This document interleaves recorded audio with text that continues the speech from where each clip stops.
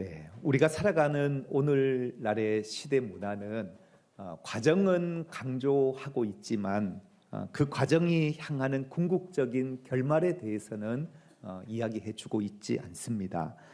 열심히 살아야 한다라고 말을 합니다. 포기하지 말고 살아라라고 말합니다. 끝까지 가보라고 말을 합니다. 그러나 열심히 살아야 한다고 말하지만 정작 그 끝이 무엇인지는 우리에게 말해주고 있지 않습니다. 어디로 가고 있는지 분명히 말해주고 있지 않습니다. 그래서 사람들은 언제나 살아가면서 미래에 대한 불안과 염려 속에 살아가고 있습니다.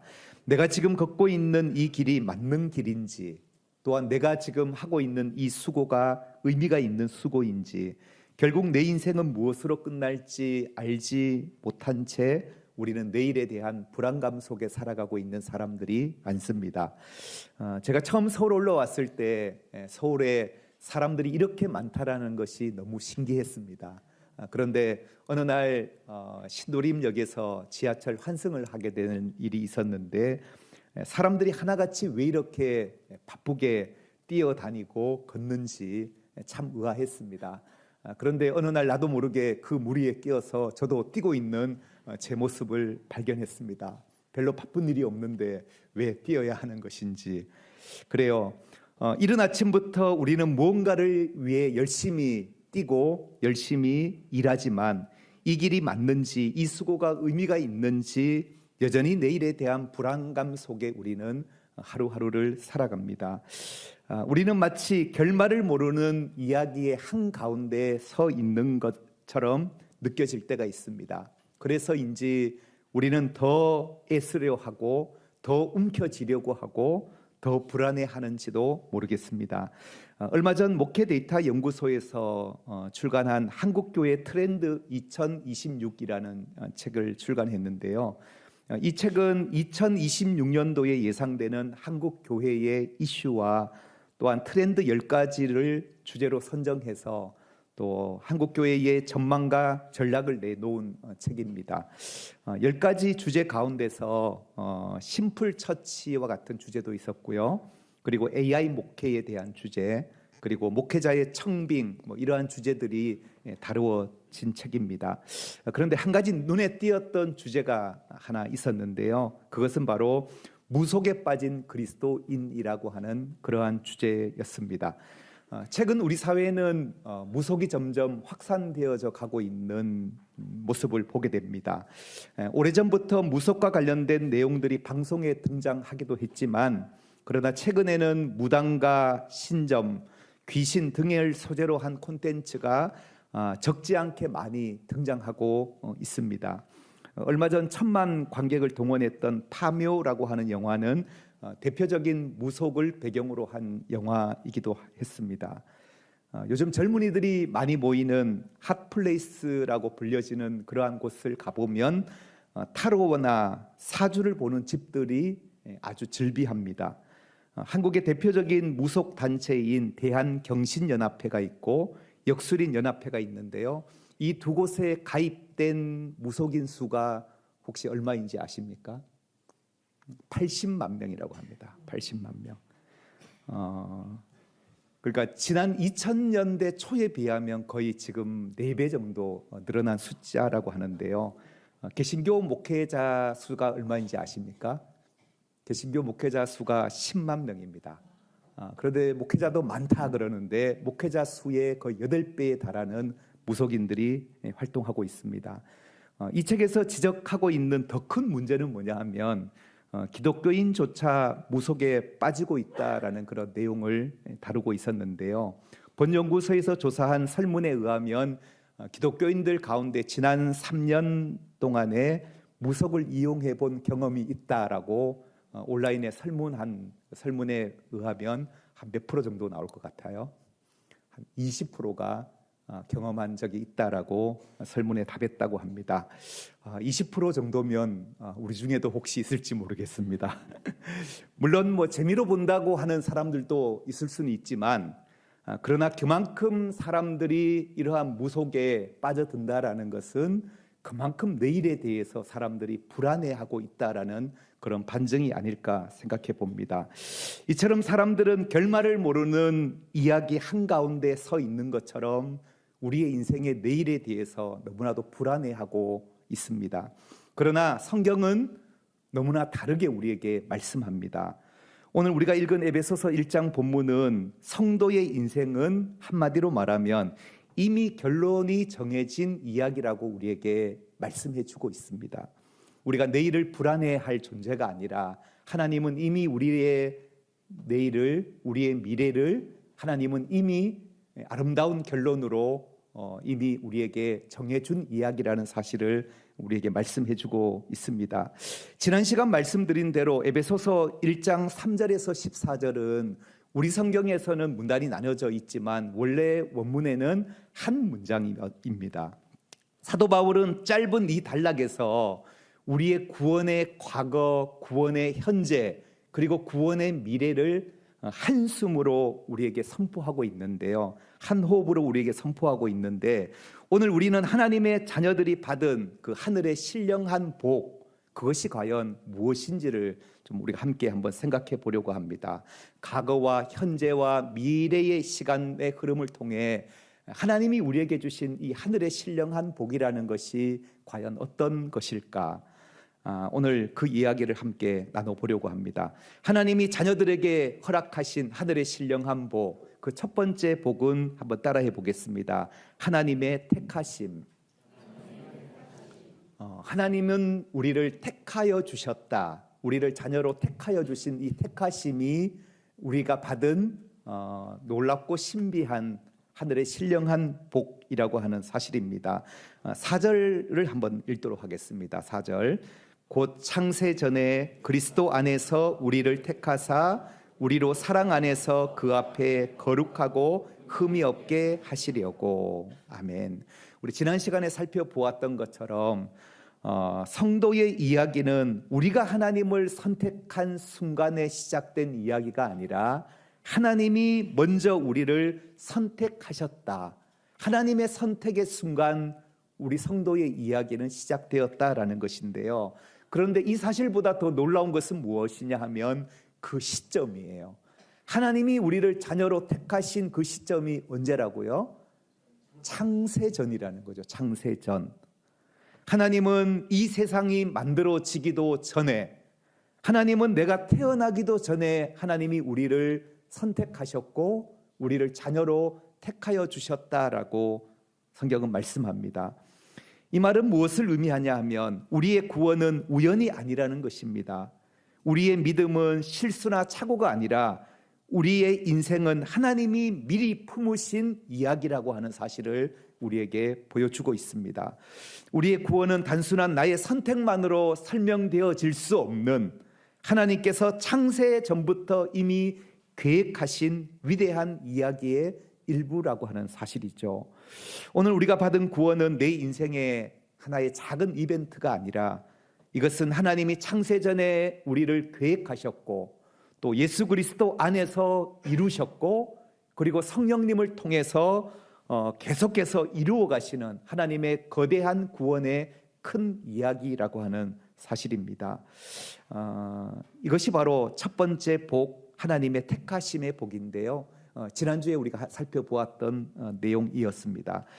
그렇다고 한다면 오늘 우리가 또 나누고자 하는 오늘 본문의 이야기는 두 번째와 세 번째 복에 해당하는 것인데요. 하나님이 우리에게 약속하신 두 번째 복이 무엇일까요? 그 복은 한번 따라합시다. 예수님의 속량. 그래요. 하늘에 속한 신령한 자, 이 신령한 복, 이것은 바로 예수 그리스도의 속량이라고 말씀하고 있습니다. 7절을 우리 한번 먼저 읽어보도록 하겠습니다. 7절 시작. 우리는 그리스도 안에서 그의 은혜의 풍성함을 따라 그의 피로 말미암아 속량 곧 제사함을 받았느니라. 아멘. 우리는 그의 피로 말미암아 속량을 받았다, 이렇게 말씀하고 있는데요. 속량이라는 이 단어가 참 어려운 단어이지요. 그래서 교회를 처음 나오시는 분들은 성경 속에서 만나는 이러한 어려운 용어들 때문에 성경 읽기의 벽이 높아 보입니다. 그래서 그 옛날에 어떤 분은 예수 믿고 구원받으라. 그러니까 아니 예수님이 나한테 10원도 아니고 구원밖에 안 주시냐, 이런 분도 계셨다고 하는데요. 여러분, 구원, 속량, 죄사함, 이러한 단어들은 정말로 우리가 복음의 은혜를 이해함에 있어서 아주 중요한 개념들입니다. 속량이라는 말은 말 그대로 값을 치르고 자유롭게 해주는 것을 가리켜서 우리는 속량이라고 합니다. 값을 치르고 자유롭게 해주는 것. 예를 들자면 종이나 죄수 또는 빚진 사람이 어떤 재가를 지불하고 대신 이렇게 지불해 줌으로 인해서 풀어주는 행위를 우리는 속량이라고 합니다. 값을 지불해주고 풀어주는 것, 이것을 속량이라고 하는데요. 예전에 사역자들과 식당에 갔습니다. 식사를 하고 나오는데 이미 옆 테이블에 계셨던 한 교우분께서 밥값을 다 지불하고 가셨어요. 그래서 여러분들은 이런 일 당하면 어떻습니까? 기분이 나쁘신가요? 그래, 아니 내가 계산해야 되는데 왜 내 할 일을 대신 했냐고, 그런 것이 아니라 기분이 좋죠. 기분이 좋았습니다. 단순히 돈의 가치 그 이상으로 사실 나를 누군가가 대신해서 내 것을 내어준다라는 것은 희생이고 사랑이죠. 그래요. 그런데 주님이 우리의 밥값을 대신 내준 게 아니잖아요, 그죠? 밥값이 아니라 우리의 몸값을 대신해서 속량해 주셨다. 아니, 몸값을 넘어 우리의 존재 자체를 우리가 구속하시기 위하여 예수님께서 대신 그 값으로 십자가에 자신이 대신 죽어주셨다. 이것이 바로 십자가의 그 구속의 은혜, 속량의 은혜입니다. 오늘 우리가 예배 드릴 때에 정말로 내가 하나님으로부터 대신 나의 이 몸값을, 내 존재가 죽어야 했는데 나를 대신해서 속량해 주셨다라고 하는 이 은혜가 진심으로 우리에게 있는지, 이 은혜의 감격이 오늘 우리의 예배를 살게 하는 동력이 될 줄 믿습니다. 마가복음 10장 45절 말씀에 이렇게 말씀하는데요. 한번 읽어보겠습니다.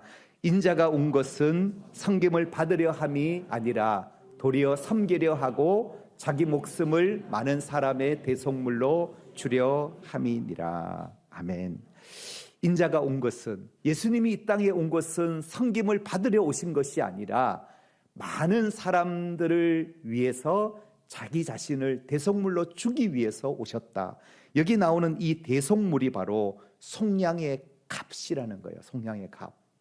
우리를 속량시켜 주시기 위해서 자신이 대속물이 되어 주셨다라고 말씀하고 있다라는 거죠. 우리는 죄로 인해서 사망과 하나님의 심판 아래 노예 상태에 있었던 사람들입니다.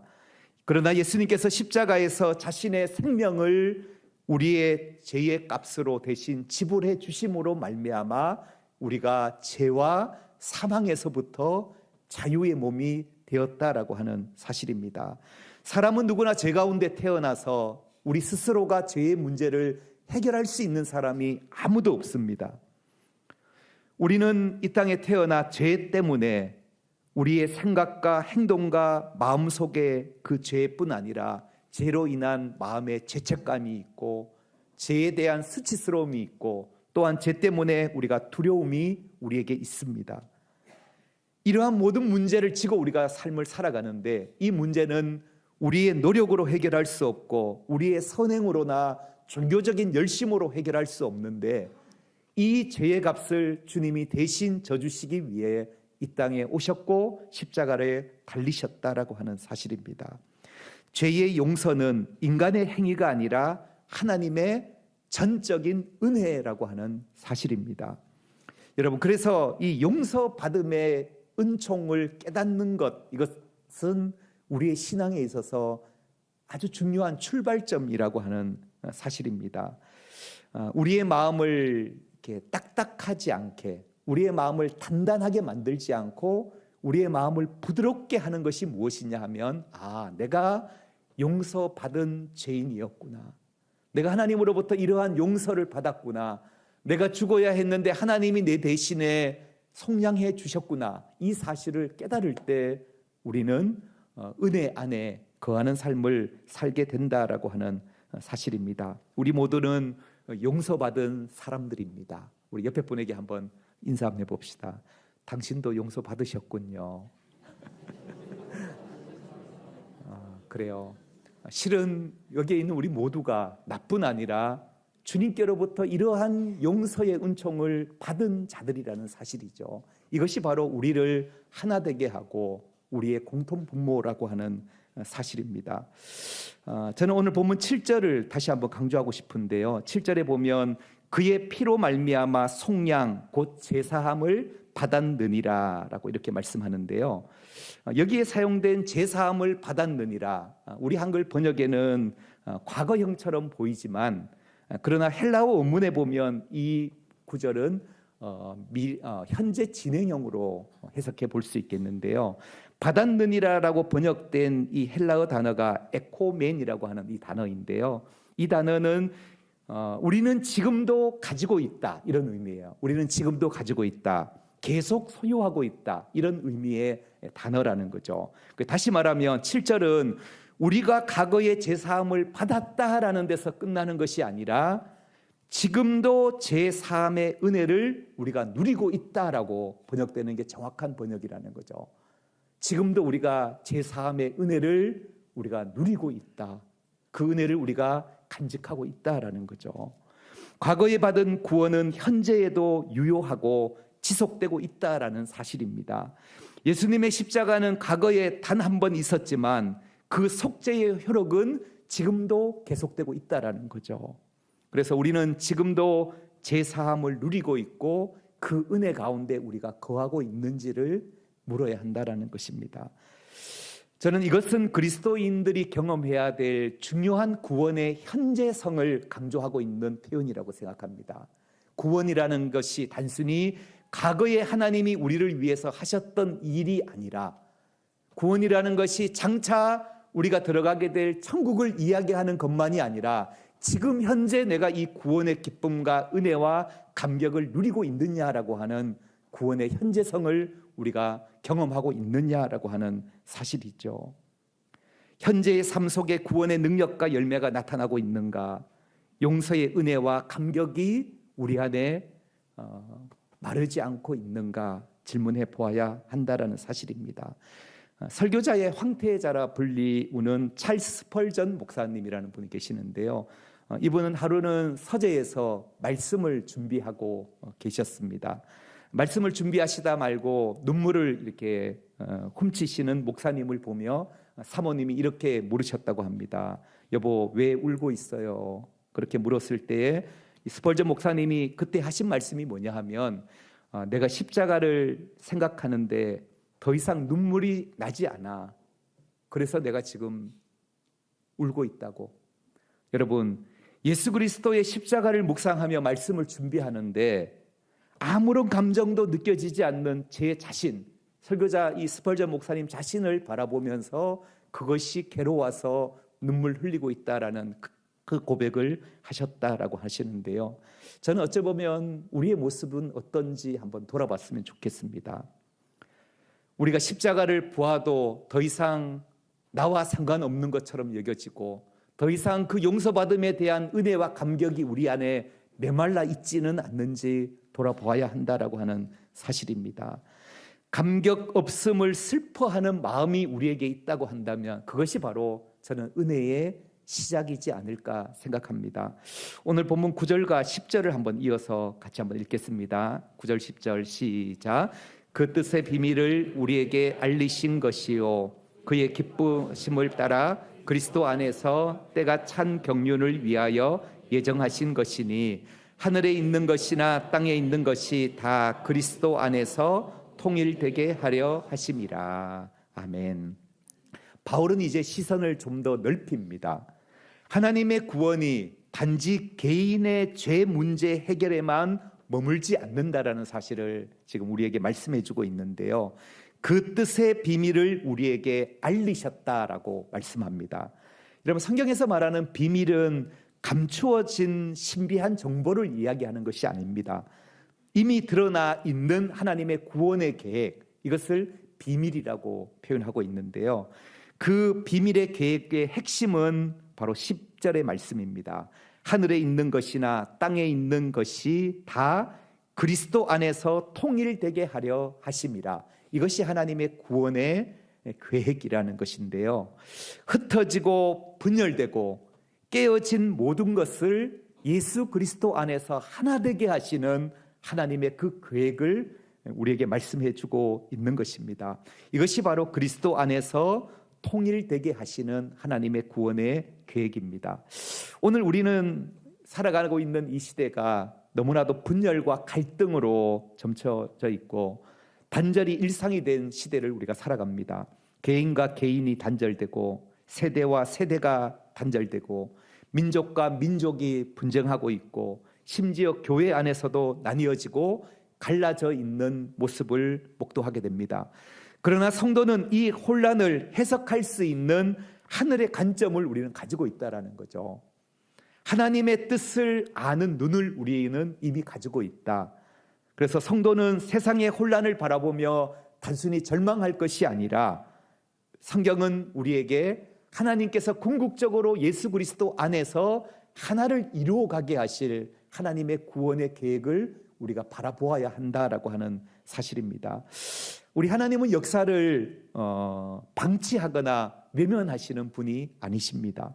지금 이 순간에도 하나님은 그리스도를 중심으로 모든 것을 회복시키시고 하나 되게 하시는 일을 진행해 나가시는 분이십니다. 제가 오래전 청소년 사역을 할 때에 몇 해에 걸쳐서 태국 치앙마이로 단기 선교를 간 적이 있었습니다. 저희 사역팀은 중고등학생들 그리고 대학생 리더들 거의 한 100여 명 정도가 치앙마이에서 몇 해에 걸쳐서 단기 선교를 다녀왔었는데요.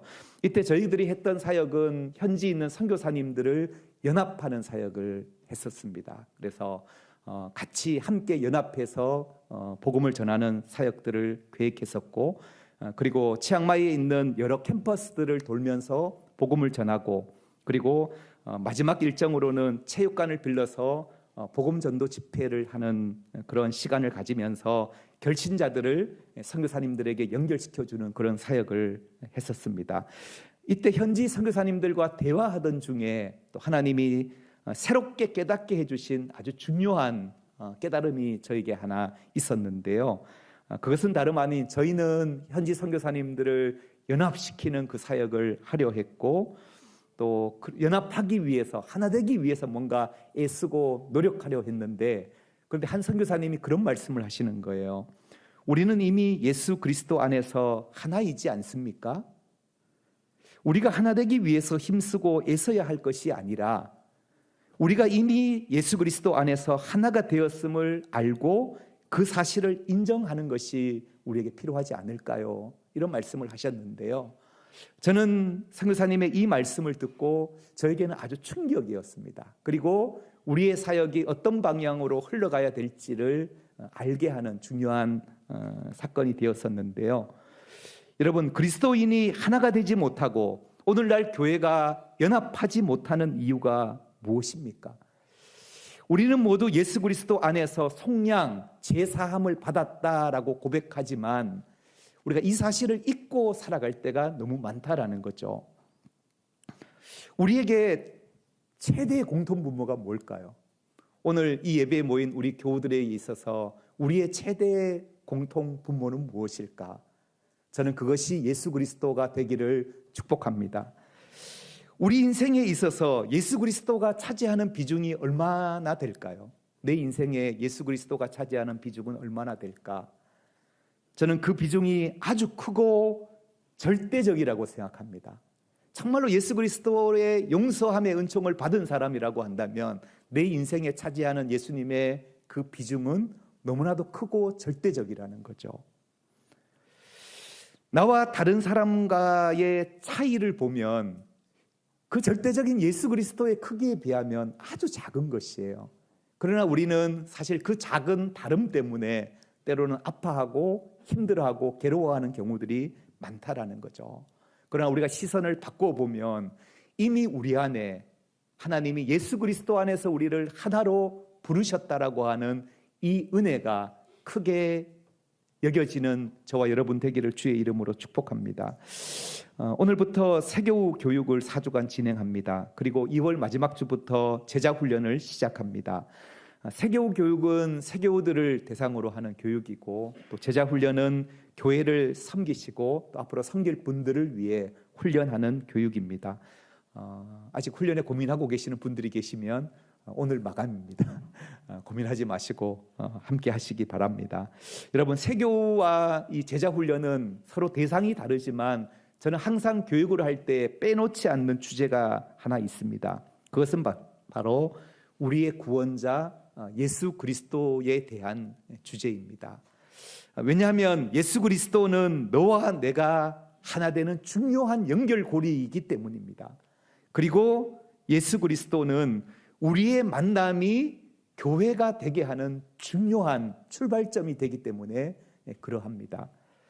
여러분, 우리가 예수 그리스도 안에서 속량받은 하나님의 자녀라는 그 사실이 우리에게 크게 다가오는 시간 되기를 축복합니다.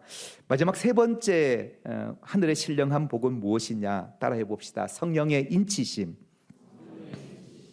네, 이 단어도 좀 어렵게 느껴지죠. 성령의 인치심. 13절 한번 읽겠습니다. 시작. 그 안에서 너희도 진리의 말씀 곧 너희의 구원의 복음을 듣고 그 안에서 또한 믿어 약속의 성령으로 인치심을 받았으니. 아멘. 약속의 성령으로 인치심을 받았대요. 여러분, 성령 하나님은 단순히 우리를 위로하시기 위해서 잠깐 머무시는 분이 아니라 성령 하나님은 우리 안에 거하시고 절대 우리를 떠나지 아니하시는 하나님의 현존이라는 거죠. 성령 하나님이 내 안에 내주하고 계신다. 떠나지 아니하신다. 성령이 내 안에 계시다라고 하는 그 증거는 뭐냐면 하나님이 우리에게 마치 인치시는 거, 도장 찍어주는 것과 같다라는 거죠. 여러분, 고대 사회의 도장이라는 것은 이것은 내 것이다라고 하는 소유권에 대한 증표예요. 그런가 하면 이것은 진짜다라고 하는 진짜에 대한 보증이라는 거죠. 이게 인치심의 표시인데요. 성령께서 성도들 안에 들어와 오시고 우리 안에 성령님이 내주하신다라고 하는 이 사실은 하나님이 우리의 구원을 이루어 가시고 하나님이 그 구원을 완성해 가실 것이다라고 하는 하나님의 확실한 도장이라는 거죠. 내가 너희를 결코 떠나지 않을 거야. 너는 내 것이야 라고 하는 하나님의 확증, 이것이 바로 성령이라고 하는 사실이죠. 그래서 14절에는 이는 우리의 기업의 보증이 된다라는 이 보증이라는 단어로 쓰고 있는데요. 이 보증이라는 것은 계약금 아니겠어요, 그죠? 계약하는 것, 성금의 의미가 바로 이 보증이라는 것인데요. 다시 말하면 성령님은 하나님이 우리에게 약속하신 구원의 완성을 반드시 이루시겠다라고 하는 하나님의 증표다라고 하는 것이죠. 이 모든 일의 목적이 뭐냐? 그것은 바로 그의 영광을 찬송하게 하려 하심이다라고 이렇게 말씀합니다. 하나님을 영광을 위해 이 일을 하신다. 그래서 성도들이 구속받고 하나님의 기업을 누리는 이유는 우리 자신을 드러내기 위함이 아니라 궁극적으로는 하나님의 은혜의 영광을 찬송하기 위함이다라고 말씀하고 있습니다. 사랑하는 교회 여러분, 말씀을 맺겠습니다. 우리의 인생은 끝이 정해지지 않는 불안한 여정이 결코 아니라는 겁니다. 하나님은 창세전에 우리를 택하셨고 그리고 예수 그리스도의 십자가의 은혜로 우리를 속량하셨고 그리고 성령의 인치심으로 하나님의 구원을 완성시켜 가실 것이라고 보증해 주셨다라고 하는 사실이죠. 끝이 정해진 은혜의 이야기 속에 지금 저와 여러분들이 살아가고 있다라는 사실입니다. 우리는 실패하고 흔들릴 수 있지만 하나님의 구원의 이야기는 결코 실패하지 않습니다. 그러므로 흔들리는 세상 한가운데 담대히 살아가시기를 축복합니다. 그리스도 안에 우리는 이미 승리한 이야기의 주인공이라는 사실을 잊지 않게 되기를 주님의 이름으로 축복합니다. 그의 영광에 찬송이 되게 하려 하심이라. 이것이 그리스도인의 인생 이야기 마지막 문장이 되기를 축복합니다. 우리 함께 기도하겠습니다. 하나님 아버지, 끝을 알 수 없는 세상 속에서도 우리의 인생을 창세전에 계획하시고 예수 그리스도의 피로 속량하시고 성령으로 인쳐주셔서 감사합니다. 주님, 때로는 우리가 방향을 잃고 흔들리며 십자가 앞에서도 감격이 메말라 있는 자신을 발견할 때가 있지만 그때에도 우리를 결코 포기하지 않으시는 주님의 은혜를 기억하게 하옵소서. 우리의 구원이 내 감정과 상황에 달린 것이 아니라 성부, 성자, 성령 하나님의 전적인 은혜임을 깨닫게 하시니 감사합니다. 하늘에 속한 신령한 복을 받은 자로 오늘도 담대히 살아가게 하옵소서. 예수님의 이름으로 기도드립니다. 아멘.